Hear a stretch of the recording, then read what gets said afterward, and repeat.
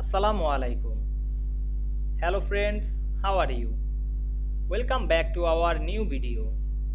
In this video, I am going to show you how to customize grid lines of chart in Microsoft Word. Let's get started. At first, we have to open a Word document and take a chart. Now we want to customize grid line. Click the chart and click grid line. Then go to the chart element and select the grid line and go to the more option. Then you can change the grid line color.